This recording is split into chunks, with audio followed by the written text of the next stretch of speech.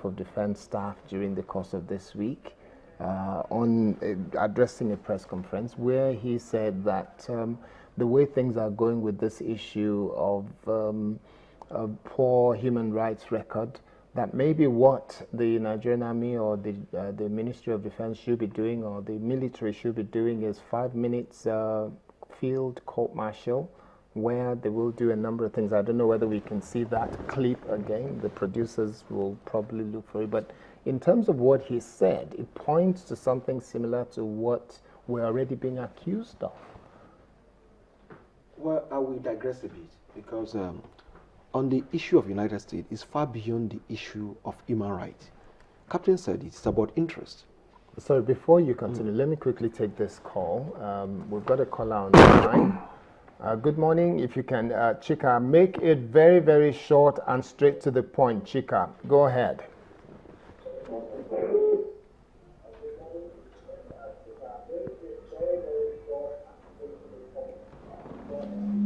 Yeah, the first thing is baffled. How are you taking the federal government so much time to explain to Nigeria what is really happening? What is that money meant for? I think it's getting to 2 weeks now that this has happened, and they are afraid to explain to Nigeria.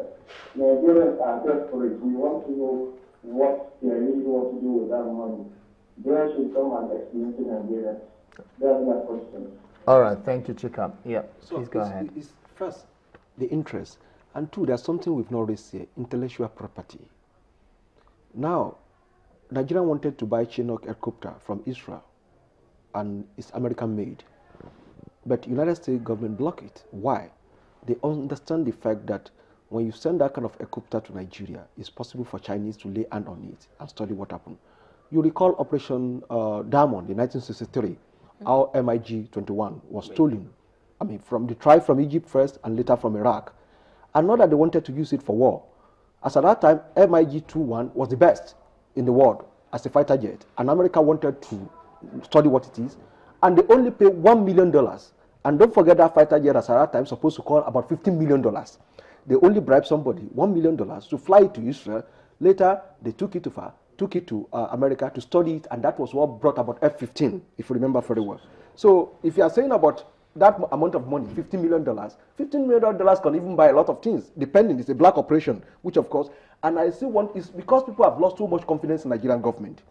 They've lost to, I came from the US and I was talking about Ebola, and the rabbi who took me said there's something like Ebola, the government wanted to steal money. Well, of course we know that Ebola is because people have lost interest. I don't want to defend government, I don't want to go into that. When it comes to covert operation is covert operation. When it goes wrong, my problem with Nigerian government is that owning up. If when Obama sent the Nafa SEAL to Pakistan to go and kill Osama bin Laden, if that thing has gone wrong, Obama will not come out and say we are the one that sent them. They will say we don't know anything about it. That was my problem with them. Nigerian government saying okay, we send them. And also people are talking about what I know about intelligence. You want to outsmart your opponent as much as possible. So maybe that's the reason they took pastors get down there. So if they disclassify what happened there. Okay. So let me go to my point. So covert operation is covert operation. So it's just because we've lost so much confidence in Nigerian government that we cannot even believe what they are saying again. So coming back to that, Americans, they are trying to protect that as much as possible. This is Nigeria where there's this thing that most of the ammunition in Boko Haram possession come from Nigerian Army. From Nigerian Army. Sorry, so how are you going to give them that kind of weapon? And at the end of the day, you find it in the hand of the Boko Haram. Okay, well, let's quickly take this call. A caller is on the line. Najim, very quickly, please make your point. Hello? Please make your point very quickly. Okay, thank you. Please, it is not the president cannot obtain arms legally. Don't you think that it can go through the black market, Boko Haram getting their own arms? What we made in this country, we need to cooperate with the president, please. We need to cooperate all effort that he's making effort to ensure the unity of this country. So, cooperation, we need to cooperate with the president. Okay. We can also, if as applied for these arms from US and UK, and he didn't get it. So where else can you get it? Okay, thank you very much, Najib. Let me say this. From Thank the you. American government, Thank you. American ambassadors, interview, what kind of weapons do we actually need? When people are even saying, the rank and file are saying they don't even have enough ammo. When you see the Boko Haram coming with ammo in bed, and you are giving them 70 rounds of ammo. So they have been able to estimate and evaluate the kind of ammo which, of course, we need to fight this war and win this war. If you are not giving them basic, and he said one thing, which of course we should lay emphasis on, even the welfare of the people on ground is more important, motivation is more important than even the kind of tanks which of course we are bringing.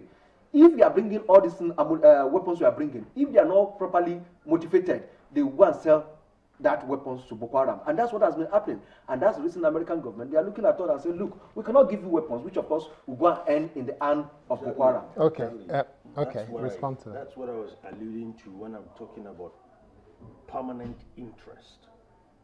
If they have concerns with even allowing you to hold their weapons, whether they supported you or you bought it, all they need to do is to go into their policies and find the appropriate clause and just drop it there so it will stay off your getting it. That's one. Secondly, the caller speaking about supporting the president. I want people to understand something, that being of a contrary perspective or asking questions does not mean we are not supporting our president. I've said it previously on other fora that a president is only as good as his cabinet. I don't expect President Jonathan to come down to the level of smoothing out the processes and doing what needs to be done to have closed that arms procurement deal successfully. Somebody had to drive it, and whoever did not drive it properly should be answerable to the president. And there's nothing wrong with the president coming out to tell us that XYZ should have driven these, but there were faults which are being addressed.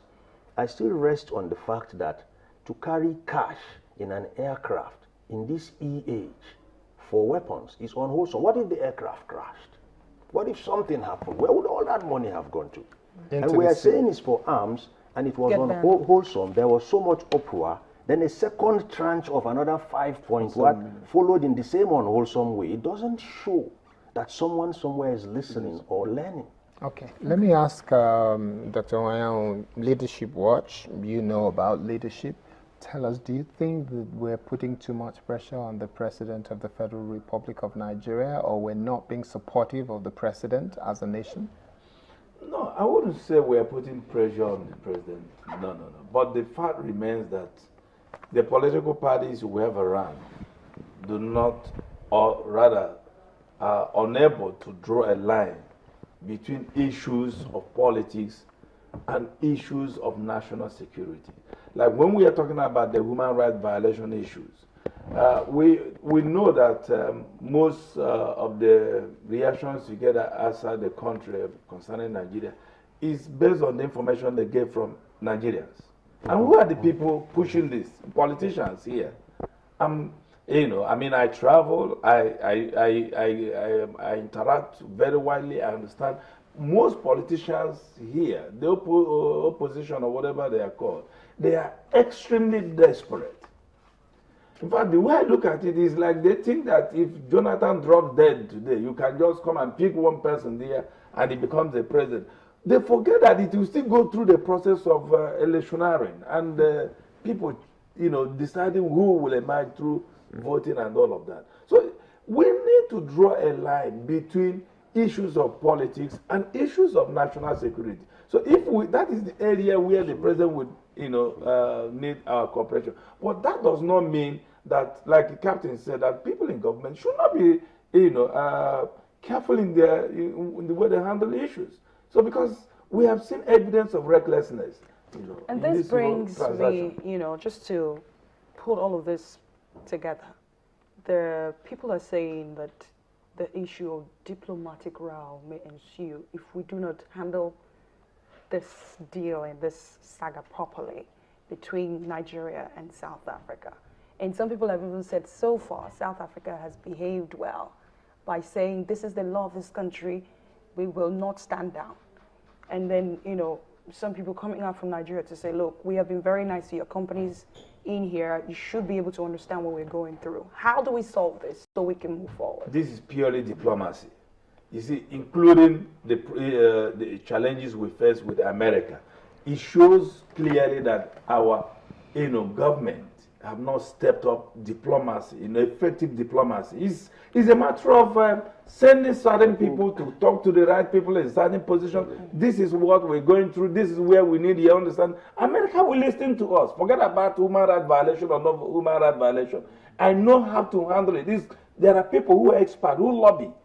You talk to them. They talk to the people in certain positions, and that's over. So we should have engaged the South African government in the first place. Of course, just engage South African government. And final word. We have to wrap up now. Your final word. Avoiding a diplomatic row between us and South Africa, I dare say that will be the litmus test of our ambassador to South Africa.